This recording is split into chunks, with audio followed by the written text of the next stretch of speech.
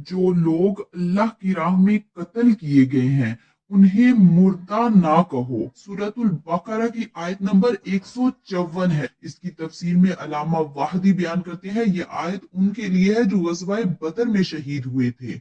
उसके अलावा सूरत आले इमरान की आयत नंबर 169 में बयान किया गया है कि जो लोग अल्लाह की राह में शहीद हुए हैं तुम उन्हें मुर्दा ख्याल भी ना करो, वो अल्लाह के पास जिंदा है और उन्हें रिस्क दिया जाता है। तो किस कदर बड़ा मर्तबा है जो अल्लाह की राह में शहीद हो जाते हैं, अल्लाह के दीन के लिए अपनी जानों को कुर्बान करने के लिए एक लम्हा भी नहीं सोचते हैं। तो अल्लाह ताला के पास उनके लिए कितनी रहमतें और कितनी बरकतें हैं। अल्लाह ताला से दुआ है कि हम सबको दीन की खातिर अपनी जानों को कुर्बान करने और इस दीन इस्लाम की हिफाजत करने की तौफीक अता फरमाए। इसीलिए शायर ने क्या खूब कहा है कि जान दी हुई उसी की थी, मगर हक तो ये है कि हक अदा ना हुआ।